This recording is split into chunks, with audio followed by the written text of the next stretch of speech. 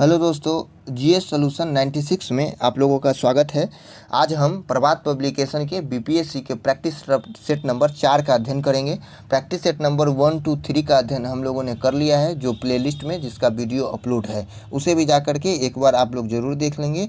अब practice set number 4 का अध्ययन करेंगे, जिसके अंतर्गत पहला प्रश्न है, निम्नलिखित में से कौन लोकहितवादी के उपनाम से प्रसिद्ध हुआ?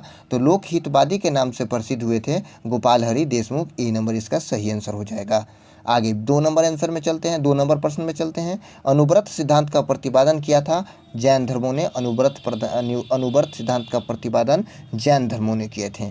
चलिए आगे 3 नंबर प्रश्न को देखते हैं। निम्नलिखित में से किस हिंदुशाही शासक ने स्वयं द्वारा प्रज्वलित चिता में कूदकर आत्मदाह कर लिया? तो वह जयपाल जो था वह स्वयं द्वारा प्रज्वलित चिता में कूदकर आत्मदाह कर लिया था।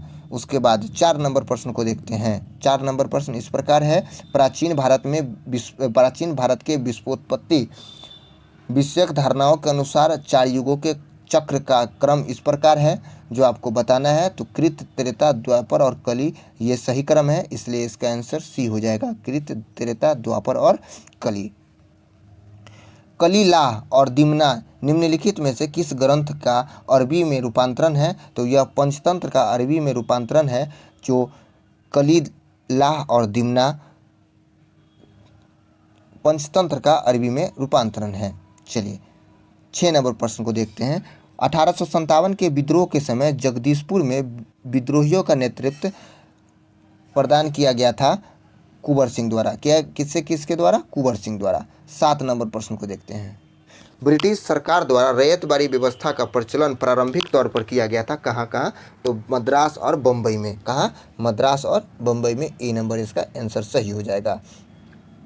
मौर्य प्रशासन में लक्षणा अध्यक्ष जो हुआ करता था वह टकसाल का अध्यक्ष जो हुआ करता था वह लक्षणा अध्यक्ष हुआ करता था। समुद्र पर्यंत पृथ्वी के शासक को एकराट कहा गया है। ऐतरेय ब्राह्मण में एकराट कहा गया है। चलिए 10 नंबर प्रश्न को देखते हैं। मदिरा एवं अन्य मादक द्रव्यों का प्रयोग पर निषेध लगाने वाला मुगल सम्राट का क्या नाम था? तो जहांगीर जो थे वो मदिरा और अन्य मादक द्रव्यों पर प्रतिबंध लगा दिए थे। 11 नंबर प्रश्न का अध्ययन करेंगे। 11 नंबर प्रश्न है, भारत का पहला मॉस गार्डन किस राज्य में स्थापना किया गया है? तो भारत का पहला मॉस गार्डन का स्थापना उत्तराखंड में किया गया है, जो इसमें ऑप्शन नहीं है, तो इसलिए इसका आंसर उपयुक्त में से कोई नहीं हो जाएगा।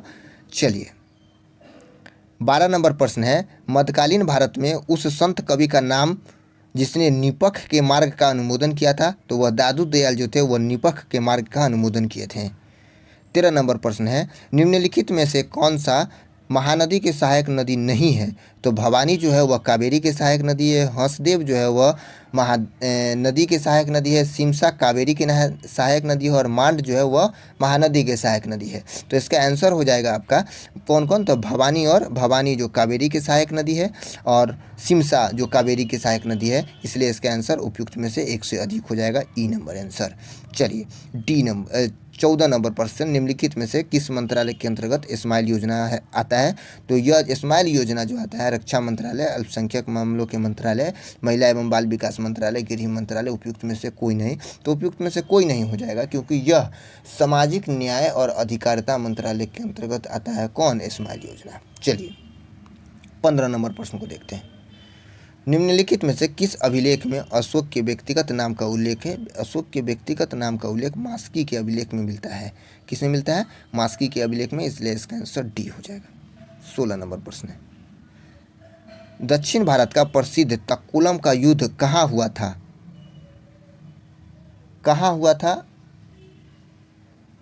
तो कहाँ हुआ था? यहाँ नहीं होगा था। किसके बीच हुआ था? तो चोल और राष्ट्रकूटों के मध्य हुआ था। ठीक है, तक्कुलम का युद्ध चोल और राष्ट्रकूटों के बीच हुआ था। चलिए किस सिख गुरु ने विद्रोही राजकुमार खुसरो की सहायता धन एवं आशीर्वाद से की थी? तो गुरु अर्जुन देव ने राजकुमार खुसरो की सहायता आशीर्वाद एवं धन से की थी।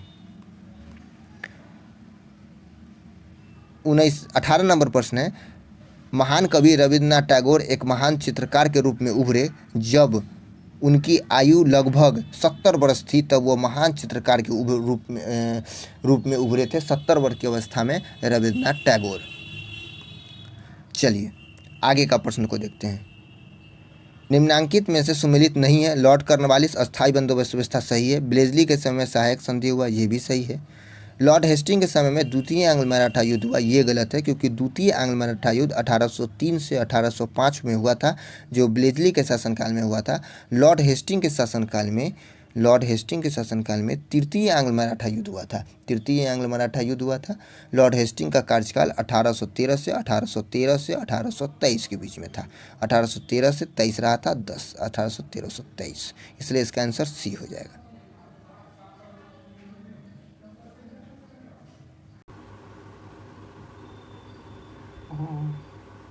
बीस नंबर प्रश्न को देखते हैं। निम्नांकित में किस एक्ट के द्वारा भारत के गवर्नर जनरल को अध्यादेश जारी करने की शक्ति प्रदान की गई थी? तो यह जो अध्यादेश जारी करने की शक्ति जो है इंडियन काउंसिल एक्ट 1861 में प्रदान की गई थी। चलिए 21 नंबर प्रश्न को देखते हैं। 21 नंबर प्रश्न कहता है कि निम्नलिखित में से किस आंदोलन से गांधी जी संबंधित नहीं थे? तो किस आंदोलन से गांधी जी संबंधित नहीं थे? वह स्वदेशी आंदोलन 1905 में जो हुआ था उससे गांधी जी संबंधित नहीं थे। चलिए डी नंबर इसका आंसर सही हो जाएगा।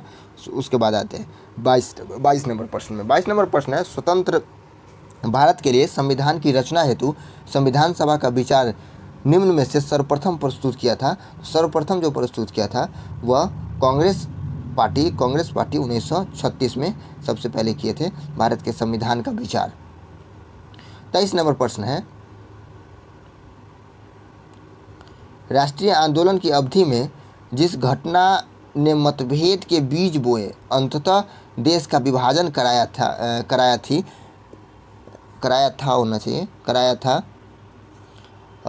वह था, इसका आंसर हो जाएगा सी, विद्वान सभाओं में मुसलमानों के लिए पृथक निर्वाचन क्षेत्रों और स्थानों का आरक्षण कीजिए। ठीक है,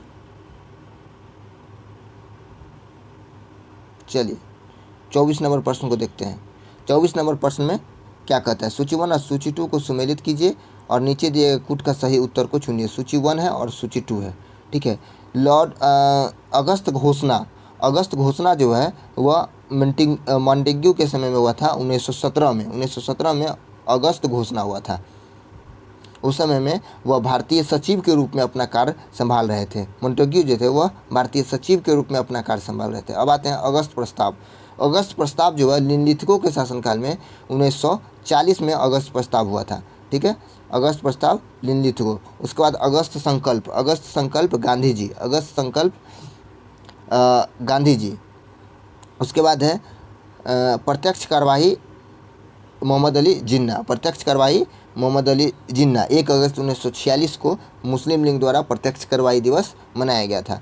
और अगस्त संकल्प जो था वह 1 अगस्त 1933 को सविनय अवज्ञा आंदोलन पुनः प्रारंभ हो गया था, उसे ही अगस्त संकल्प कहा गया और वह गांधी जी द्वारा प्रारंभ किया गया था। चलिए, इसलिए इसका आंसर देख लीजिए। इसका आंसर हो जाएगा अगस्त घोषणा मॉन्टेग्यू 1 का 2 एक ही में है, ए नंबर इसका सही आंसर हो जाएगा। चलिए आगे देखते हैं हम 25 नंबर प्रश्न को।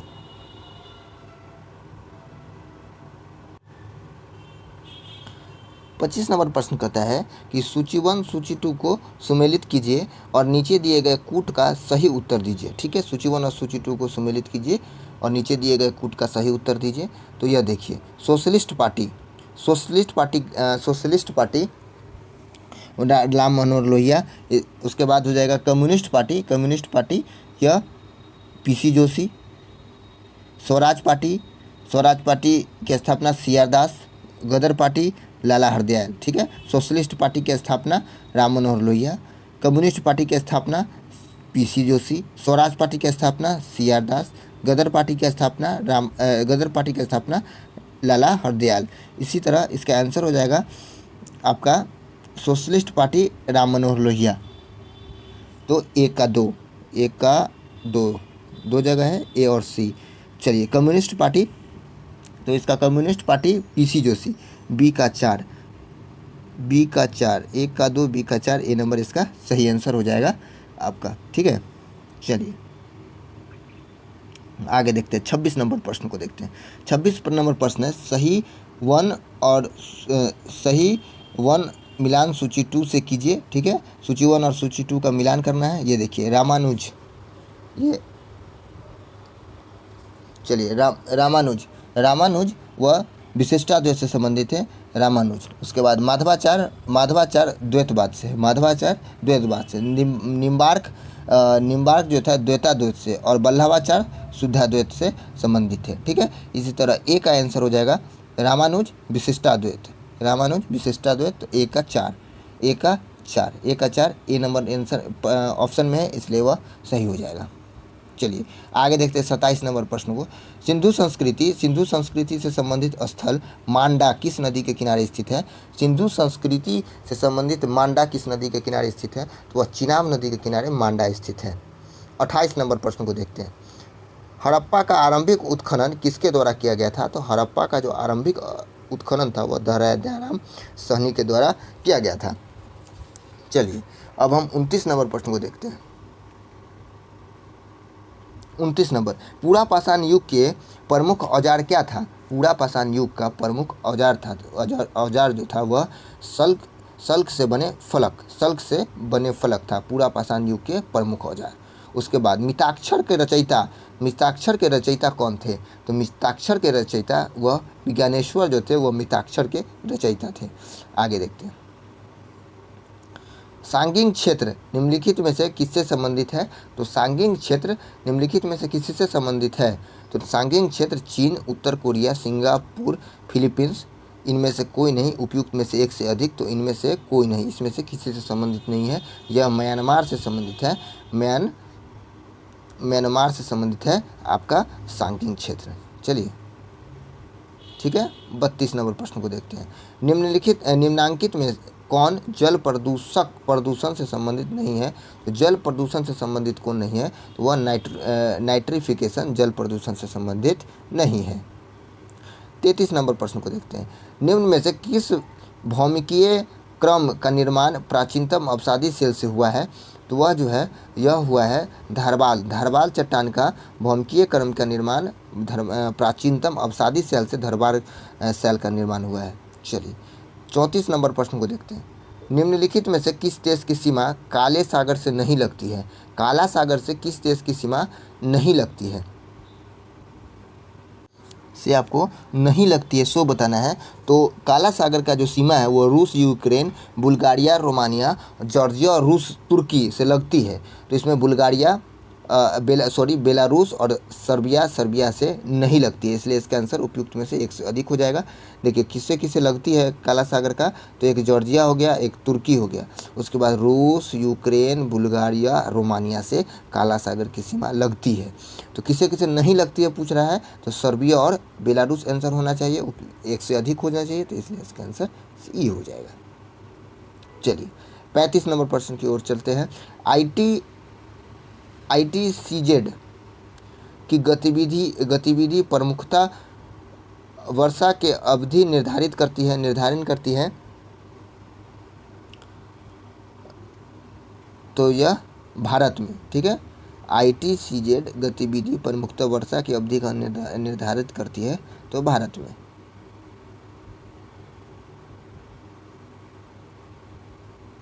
चलिए 36 नंबर प्रश्न को देखते हैं। 36 नंबर प्रश्न है, निम्न में से किस देश में प्रवाल द्वीप पर्यटकों को आकर्षित करते हैं? निम्न में से किस देश में प्रवाल द्वीप पर्यटकों को आकर्षित करते हैं? तो यह मालदीव, ठीक है, मालदीव। आल्प्स पर्वत किस देशों में फैले हुए हैं? तो आल्प्स पर्वत फ्रांस, स्विट्जरलैंड, इटली और ऑस्ट्रिया में फैले हुए हैं। उसके बाद है बोहाई सागर निम्नलिखित में से किसका हिस्सा है?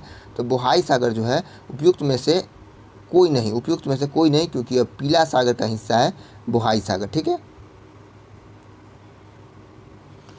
प्रतिचक्रवात शब्द का प्रयोग पहली बार किसने किया था?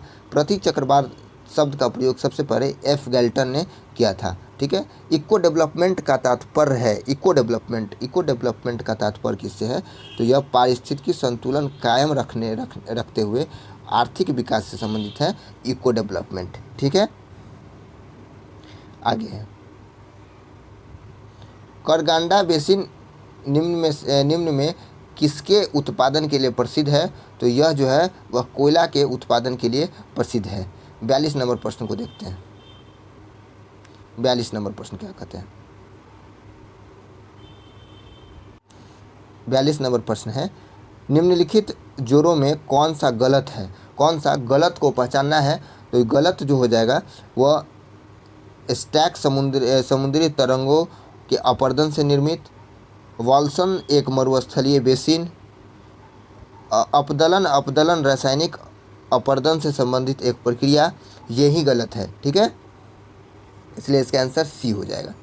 ठीक है, और टालूस पर्वत पादीय क्षेत्र में कंकड़ पत्थर के निक्षेपण, तो इसका आंसर सी हो जाएगा क्योंकि सी गलत है।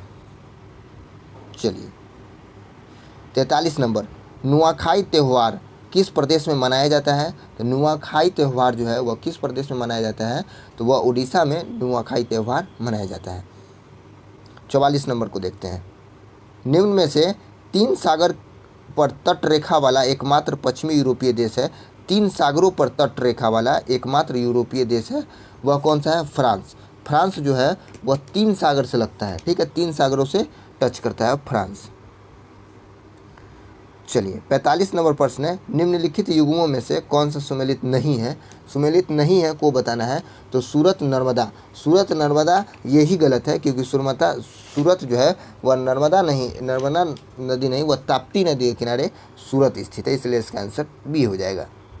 46 नंबर प्रश्न को देखते हैं। 46 नंबर प्रश्न है निम्नांकित में से कौन सा भारतीय पतन में प्राकृतिक पोताश्रय नहीं है। ठीक है, तो वह कोलकाता जो है वह प्राकृतिक पोताश्रय नहीं है। 47 नंबर प्रश्न को देखते हैं। 47 नंबर प्रश्न है निम्न में से कौन गतिज है, निम्न में से कौन गतिज है, तो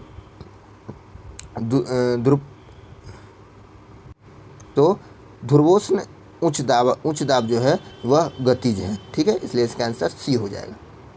चलिए अब देखते हैं 48 नंबर प्रश्न को। 48 नंबर है सूची 1 और सूची 2 को सुमेलित कीजिए तथा सूचियों के नीचे दिए गए कूटों से सही उत्तर का चुनिए। सूची 1 और सूची 2 है। सूची 1 में खनिज दिया हुआ है और सूची 2 में उपयोग दिया हुआ है। ठीक है, उसी तरह आपको बताना है कि कौन। चूना पत्थर का उपयोग सीमेंट के उत्पादन में करते हैं। तांबा का उपयोग विद्युत उपकरण में करते हैं। उसके बाद सोरा का उपयोग हम उर्वरक के रूप में करते हैं। चांदी का उपयोग हम विद्युत लेपन के रूप में करते हैं। चलिए इसलिए इसी तरह इसका आंसर हो जाएगा चूना पत्थर का सीमेंट, तो ए का बी, ए का 2। तांबा का 3 विद्युत उपकरण हो जाएगा, तो बी का 3, ए का 2, बी का 3, ए नंबर सही आंसर हो जाएगा। चलिए 49 नंबर प्रश्न को देखते हैं। निम्नलिखित में से ब्रिटिश इंडिया एसोसिएशन का अध्यक्ष कौन था, तो ब्रिटिश इंडिया एसोसिएशन के अध्यक्ष जो थे, सत्येंद्रनाथ टैगोर, देवेंद्रनाथ टैगोर, प्रसन्न कुमार और द्वारकानाथ टैगोर। उपयुक्त में से कोई नहीं, उपयुक्त में से एक से अधिक, तो उपयुक्त में से कोई नहीं, क्योंकि यह राधाकांत देव इसके अध्यक्ष थे। कौन थे, राधाकांत देव। ठीक है, कांत देव इनके अध्यक्ष थे ब्रिटिश इंडिया एसोसिएशन के, और इसके सचिव देवेंद्रनाथ टैगोर थे। चलिए उसके बाद है सफ़ेद नील और नीली नील नदी का संगम कहाँ है, खार्तूम मिस्र में पड़ता है, जो नीली नील और सफ़ेद नील का संगम माना जाता है। 51 नंबर प्रश्न है निम्नलिखित में से कौन सदन का सदस्य हुए बिना उसकी अध्यक्षता करता है, तो भारत के उपराष्ट्रपति राज्यसभा के सदस्य हुए बिना उसकी अध्यक्षता करते हैं। उसके बाद 52 नंबर प्रश्न है राज्यसभा के अधिकतर सदस्य चुने जाते हैं, राज्यसभा के अधिकतर सदस्य राज्य के विधानसभाओं से चुने जाते हैं। चलिए 53 नंबर प्रश्न को देखते हैं। 53 नंबर प्रश्न है निम्नलिखित निम्नलिखित में से किस संशोधन द्वारा भारतीय संविधान में मौलिक कर्तव्य को जोड़ा गया था? तो 42वां संविधान संशोधन 1976। किस प्रधानमंत्री के कार्यकाल में दल बदल विरोधी विधेयक पारित हुआ था? तो राजीव गांधी के कार्यकाल में हुआ था। वो 52वां संविधान संशोधन 1985 के जरिए दल बदल विरोधी कानून पास हुआ था। चलिए आगे है, संविधान के किस अनुच्छेद ने राष्ट्रपति को सूचना प्राप्त करने का अधिकार दिया है? तो 78 का बी दिया है। ठीक है, 78 का बी। चलिए, संविधान के द्वारा केंद्र और राज्यों के बीच राजस्व का बंटवारा किया गया है अधिकतर भारत शासन अधिनियम 1935 के अधिनियम के अनुसार। ठीक है, 57 नंबर प्रश्न है, भारतीय संविधान का 79वां संशोधन अधिनियम 1999 संबंधित है। यह किससे संबंधित है? तो आप लोग को बताना है। यह लोकसभा और राज्यसभाओं के अनुसूचित जातियों और अनुसूचित जनजातियों के आरक्षण से संबंधित है। चलिए आगे देखते हैं। संघीय व्यवस्था में किस सरकार को संविधान का संतुलन चक्र कहा जाता है? संघीय व्यवस्था में न्यायपालिका को संविधान का संतुलन चक्र कहा जाता है।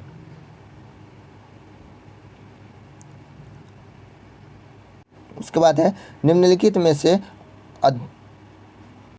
अध्यक्षात्मक शासन प्रणाली के लिए कौन सही है?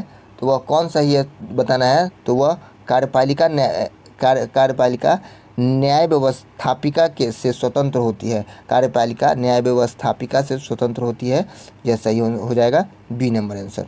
चलिए 60 नंबर प्रश्न को देखते हैं। 60 नंबर प्रश्न में, संविधान के बिना राज्य नहीं रहेगा बल्कि वह अराजकता का एक शासन होगा, यह कथन किसका है? तो यह जेलीनेक का कथन है कि संविधान के बिना राज्य नहीं रहेगा और बल्कि अराजकता का एक शासन होगा, जेलीनेक का कथन है। उसके बाद 61 नंबर प्रश्न है, भारतीय संविधान अर्धसंघात्मक है, यह कथन किसका है? तो केसी वियर का है। यह कथन है कि भारतीय संविधान अर्धसंघात्मक है। भारत में द्वैध शासन को लागू किया गया था। भारत सरकार अधिनियम 1919। 62 नंबर प्रश्न को देखते हैं। व्यापार नीति व्यापार नीति में शामिल है आयात निर्यात नीति व्यापार नीति में शामिल है। उसके 64 नंबर प्रश्न को देखते हैं। निम्न में से किसे उत्प्रवाही द्रव माना गया है? तो FII फॉरेन इंस्टीट्यूशनल इन्वेस्टर को उत्प्रवाही द्रव माना गया है। ठीक है, चलिए 64 नंबर देख लिया। 65 नंबर प्रश्न को देखते हैं। इनमें से 65 नंबर प्रश्न देखते हैं। 65 नंबर प्रश्न है, इनमें से कौन सा पारिस्थितिकी तंत्र किसी दिए गए क्षेत्र की इकाई के लिए सबसे अधिक कार्बन का प्रच्छादन करेगा? तो वह हो जाएगा लवणीय भूमि के लिए सबसे ज़्यादा प्रच्छादन करेगा। चलिए आगे 66 नंबर प्रश्न है, वस्तु विनिमय संव्यवहार का क्या अर्थ होता है? तो वह वस्तुओं के विनिमय वस्तुओं के साथ किया जाता है। वस्तुएं विनिमय का संव्यवहार होता है। चलिए 66 नंबर हो गया। आगे देखते हैं। मुक्त व्यापार अभिप्राय है। मुक्त व्यापार किससे अभिप्राय है? तो माल एवं सेवाओं के अनियंत्रित आदान प्रदान से मुक्त व्यापार का अभिप्राय है। चलिए आगे देखते हैं। किसी मुद्रा करेंसी की अधिकालीन का अर्थ है मुद्रा के मूल्यों को इस पर निर्धारित करना। वह हो जाएगा उच्चतर स्तर पर निर्धारित करना। ठीक है, आगे देखते हैं। आगे का है, निम्न में से कौन सी समिति बैंकिंग क्षेत्र में सुधार से संबंधित है? तो नरसिम्हन समिति जो है वो बैंकिंग क्षेत्र में सुधार से संबंधित है। उसके बाद है, विश्व व्यापार संगठन का स्थापना हुई थी। विश्व व्यापार संगठन की स्थापना 1995 में हुई थी। विश्व व्यापार संगठन की स्थापना। निम्न में से किस अर्थशास्त्री को अर्थशास्त्र का जनक माना जाता है? वैसे एडम स्मिथ को अर्थशास्त्र का जनक कहा जाता है। किसने कहा था अर्थशास्त्र धन का विज्ञान है? वह एडम स्मिथ ने कहे थे कि अर्थशास्त्र धन का विज्ञान है। उसके बाद 73 नंबर प्रश्न की ओर चलते हैं। प्रकाशीय तंतु का प्रयोग निम्न में से किसके लिए किया जाता है? प्रकाशीय तंतु का प्रयोग संचार सेवाओं के लिए किया जाता है। प्रकाशीय तंतु का उपयोग उस समय पूर्ण आंतरिक परिवर्तन न हो, उस समय पूर्ण आंतरिक परिवर्तन नहीं हो सकता प्रकाश का पानी से होकर कांच में जाता है, पानी से होकर कांच में हो जाता है तब पूर्ण आंतरिक परिवर्तन नहीं हो सकता है। चलिए 75 नंबर प्रश्न है, अंतरिक्ष यात्री को आकाश दिखाई देता है काला। अंतरिक्ष यात्री को आकाश कैसा दिखाई देगा? तो काला दिखाई देगा हमेशा। सूर्योदय और सूर्यास्त के समय वायुमंडलीय ललिमा किस कारण से छा जाती है? तो प्रकाश के परिकिरण के कारण सूर्यास्त और सूर्योदय के समय वायुमंडल में ललिमा छा जाती है। चलिए आगे का प्रश्न देखते हैं। आगे का प्रश्न है, लेंस किससे बनता है? तो लेंस जो है वह फ्लिट कांच से कौन बनता है? लेंस बनता है। उसके बाद दृष्टि के अस्थायित्व सिद्धांत किसके पीछे का सिद्धांत है? तो दृष्टि के अस्थायित्व सिद्धांत वह सिनेमा के पीछे का सिद्धांत है। चलिए मरीचिका एक उदाहरण है किसका? मरीचिका एक प्रकाश के पूर्ण आंतरिक परिवर्तन और अपवर्तन का उदाहरण है। तो पूर्ण आंतरिक परिवर्तन और अपवर्तन का उदाहरण है, सी नंबर आंसर सही हो जाएगा। पोर्टलैंड सीमेंट में जिप्सम मिलाने से मदद मिलती है। पोर्टलैंड सीमेंट में जिप्सम मिलाने से क्या मदद मिलती है? वो तो शीघ्र जमने से रुक जाता है। तो इसका आंसर हो जाएगा सीमेंट को शीघ्र जमने से रोकने में। चलिए 81 नंबर प्रश्न है, फ्लाई ऐश वातावरणीय प्रदूषक है क्यों? प्रदूषक है जो उत्पन्न होता है, वह उत्पन्न होता है सीमेंट उद्योग से फ्लाई ऐश उत्पन्न होता है। 82 नंबर, सल्फ्यूरिक अम्ल जो है वह द्विक्षारकी है सल्फ्यूरिक अम्ल। बी नंबर इसका आंसर हो जाएगा। चलिए उसके बाद देखते हैं 83 नंबर, नाभिकीय रिएक्टर में मंदक के रूप में किसका प्रयोग किया जाता है? तो नाभिकीय रिएक्टर में मंदक के रूप में भारी जल का प्रयोग किया जाता है। उसके बाद 84 नंबर प्रश्न है, पायस एक कोलाइड होता है। तो पायस एक कोलाइड होता है, द्रव में द्रव का पायस एक कोलाइड होता है। 85 नंबर प्रश्न है, समुद्र के पानी से कौन सी धातु निकाली जाती है? तो समुद्र के पानी से मैग्नीशियम धातु निकाली जाती है। समुद्र के जल का शोधन करने के लिए सामान्य रूप से प्रयोग की जाने वाली भौतिक प्रणाली क्या है? समुद्र का जल का शोधन के लिए सामान्य रूप से प्रयोग की जाने वाली भौतिक प्रणाली क्या है? उसे आसवन विधि कहते हैं, समुद्र के पानी को शुद्ध करना। चलिए 87 नंबर प्रश्न है, प्राकृतिक कोलाइड कौन सा है? प्राकृतिक कोलाइड कौन सा है? तो रक्त एक क्या है? प्राकृतिक कोलाइड। रक्त में हीमोग्लोबिन का सम्मिश्र प्रोटीन है। हीमोग्लोबिन का एक सम्मिश्र प्रोटीन है जिसमें भरपूर मात्रा में पाया जाता है, भरपूर मात्रा में लौह आयरन। सर्वग्राही कौन से रुधिर का वर्ग होता है? तो ए बी।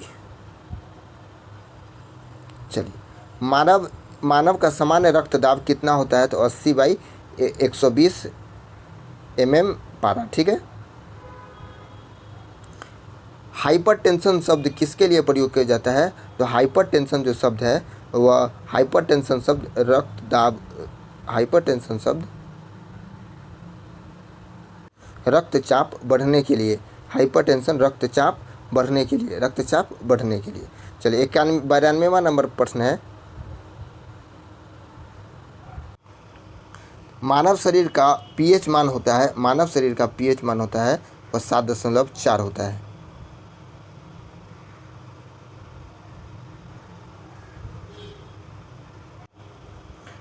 चलिए पहला सफल हृदय प्रत्यारोपण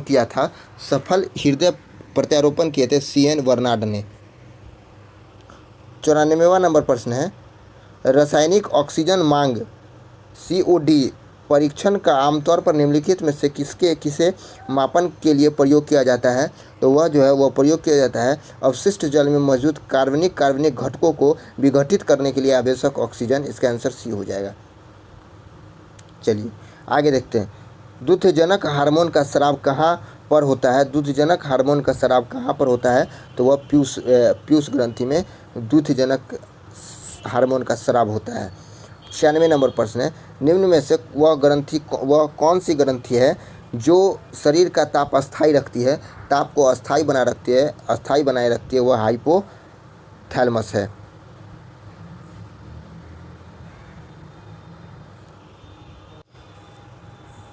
NIN NIN राष्ट्रीय पोषण संस्थान का केंद्रीय कार्यालय कहाँ स्थित है?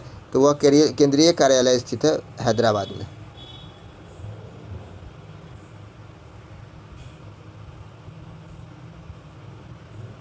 चलिए 98 नंबर प्रश्न है, राष्ट्रीय कृषि अनुसंधान प्रबंधन अकादमी कहाँ स्थित है?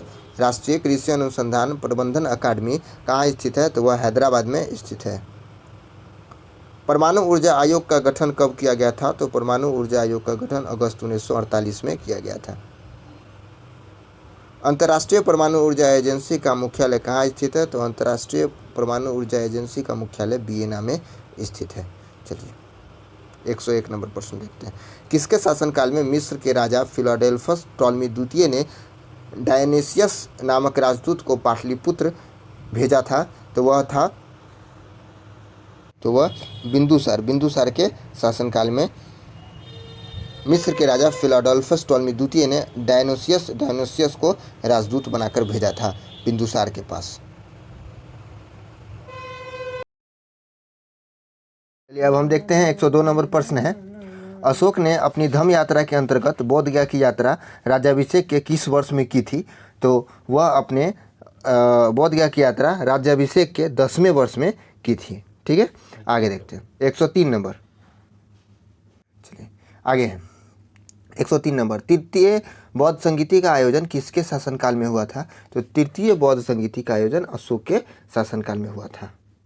चलिए आगे 104 नंबर प्रश्न है, भ्रष्टाचार बोध सूचकांक को किसके द्वारा जारी किया जाता है? तो भ्रष्टाचार बोध सूचकांक जो है वह ट्रांसपेरेंसी इंटरनेशनल द्वारा जारी किया जाता है। Transparency international B number answer सही हो जाएगा। आगे 105 नंबर का प्रश्न है, 105 नंबर में प्रश्न है, विश्व जनसंख्या रिपोर्ट किसके द्वारा जारी किया जाता है? विश्व जनसंख्या रिपोर्ट किसके द्वारा जारी किया जाता है? संयुक्त राष्ट्र जनसंख्या कोष, संयुक्त राष्ट्र जनसंख्या कोष द्वारा जारी किया जाता है क्या? विश्व जनसंख्या रिपोर्ट। चलिए आगे 106 नंबर प्रश्न है, धीरज नारायण को हटाकर सिताब राय को कंपनी द्वारा बिहार का नवाब दीवान कब बनाया गया था? तो यह बनाया गया था 1767 में। आगे प्लासी के युद्ध 1757 के उपरांत बिहार का उप नवाब कौन बना था? तो वह बिहार का उप नवाब मीरन बने थे। ठीक है, मीरन ए नंबर आंसर सही हो जाएगा। आगे देखते हैं 108 नंबर प्रश्न है, पटना सिटी में डेन लोगों ने अपनी फैक्ट्री कब स्थापित की थी? पटना सिटी में डेन लोगों ने अपनी फैक्ट्री 1774 ए नंबर सही हो जाएगा में अपनी कंपनी को स्थापित किए थे। चलिए आगे देखते हैं, बिहार से अलग कर उड़ीसा को नया प्रांत कब बनाया गया था? तो 1936 में उड़ीसा को अलग करके बिहार से अलग करके उड़ीसा को एक नया प्रांत बनाया गया था। 110 नंबर में, निम्नलिखित राज्यों में कहाँ विधान परिषद है? तो बिहार में विधान परिषद है, सबको जानते हैं बिहार में विधानसभा परिषद है।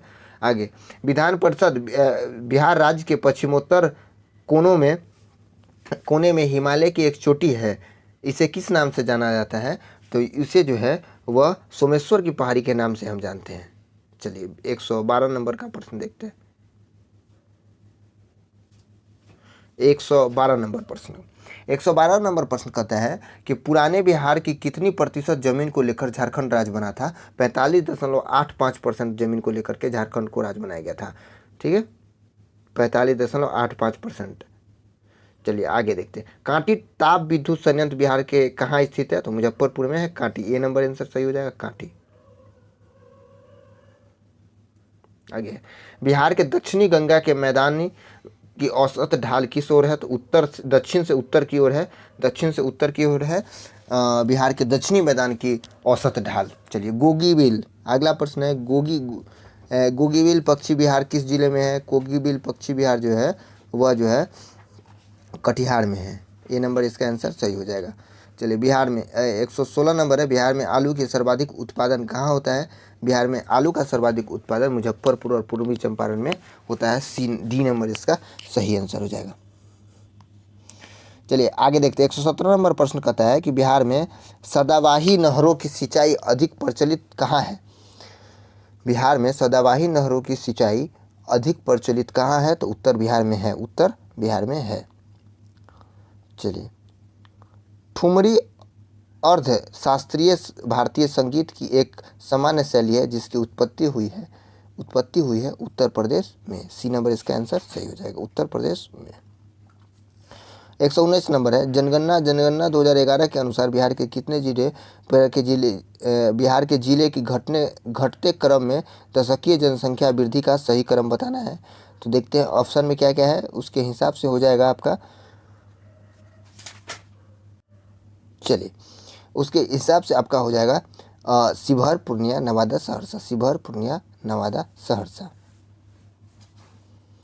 जनगणना 2011 के अनुसार भारत में सर्वाधिक लिंगानुपात बिहार का कौन सा है?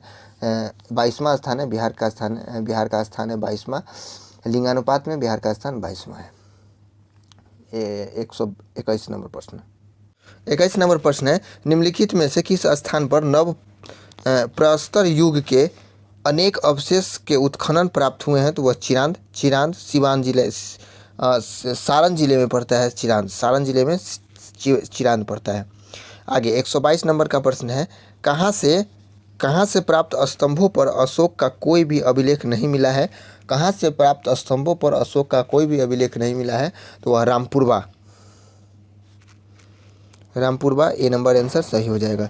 आगे देखते हैं, आगे मैथ्स के प्रश्न है, इसका PDF हम GS सॉल्यूशन टेलीग्राम चैनल पर हम उपलब्ध करवा देंगे।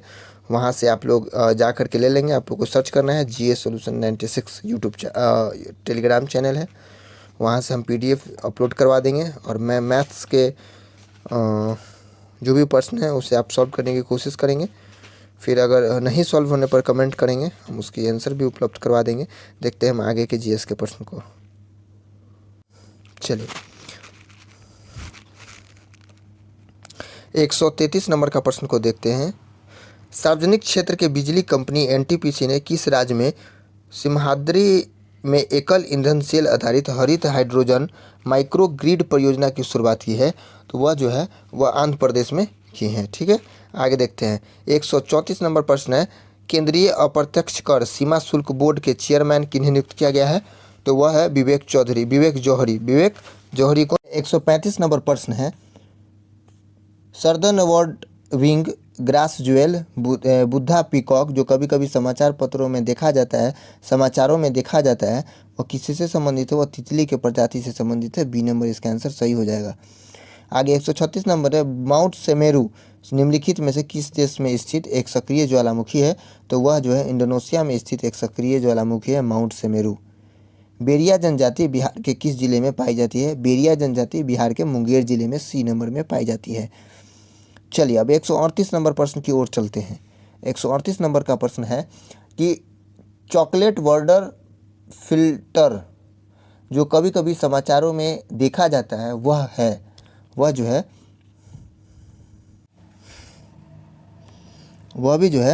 एक तितली की प्रजाति है। किसकी प्रजाति है? तितली की प्रजाति है।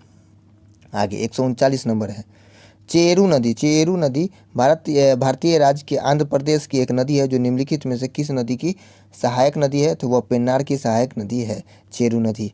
140 नंबर का प्रश्न है, भारत के निम्नलिखित में से किस देश के साथ मैत्री दिवस मनाया है? बांग्लादेश के साथ मैत्री दिवस मनाया है। सी नंबर आंसर सही हो जाएगा।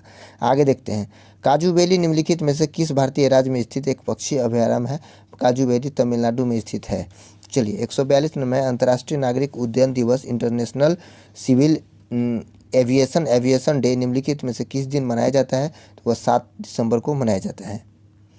143 नंबर प्रश्न है, सरकार ने हाल ही में किस जगह में पारंपरिक नबदा शिल्प को पुनर्जीवित करने और बढ़ावा देने के लिए एक पायलट परियोजना की शुरुआत की है? तो वह जो है जम्मू कश्मीर में की है। ए नंबर आंसर सही हो जाएगा। चलिए, आगे देखते हैं। 144 नंबर प्रश्न है। 144 नंबर का प्रश्न है, कहता है कि विश्व कंप्यूटर साक्षरता दिवस निम्न में से किस दिन मनाया जाता है? तो वह 2 दिसंबर को मनाया जाता है। कब मनाया जाता है? 2 दिसंबर को मनाया जाता है। 145 नंबर प्रश्न है, हाल ही में शोधकर्ताओं ने 214 मिलियन पूर्व ट्राइसिक युग वर्ष पूर्व किस स्थान पर निवास करने वाली पहले डायनासोर प्रजाति की खोज की है? तो ग्रीनलैंड में। ठीक है, कहाँ? ग्रीनलैंड में। 146 नंबर प्रश्न है, भारत के किस राज्य में सबसे पहले कोरोना वायरस टीके के दूसरे खुराक सहित 100% टीकाकरण का लक्ष्य हासिल किया है? तो हिमाचल प्रदेश। 147 नंबर प्रश्न है, किस राज्य में गो ग्रीन योजना की शुरुआत की गई है? तो गुजरात में गो ग्रीन योजना की शुरुआत की गई। 148 नंबर प्रश्न है, त्रिकोमाली निम्नलिखित में से किस देश में स्थित एक बंदरगाह शहर है? तो यह श्रीलंका में स्थित एक बंदरगाह शहर है। 149 नंबर में, गृह मंत्री अमित शाह ने किस राज्य में मुख्यमंत्री धस्यारी कल्याण योजना और सहकारी समितियों के कंप्यूटरीकरण का शुभारंभ किया है? तो उत्तराखंड में किया है। कहाँ किया है? उत्तराखंड में किया है। आगे 150 नंबर का प्रश्न है, लीवर कैंसर का पता लगाने वाला देश का पहला मशीन कहाँ लगाई गई है? लीवर कैंसर का पता लगाने वाला देश का पहला मशीन कहाँ लगाई गई है? तो यह PGI Chandigarh, D number answer सही हो जाएगा, में लगाई गई है। इस तरह हमने प्रैक्टिस सेट नंबर 4 के 150 प्रश्न को पूरा किया। अब हम आगे प्रैक्टिस सेट नंबर 5 को भी लेके आएंगे। वीडियो अगर अच्छा लगे तो शेयर, सब्सक्राइब एवं लाइक करिए। धन्यवाद।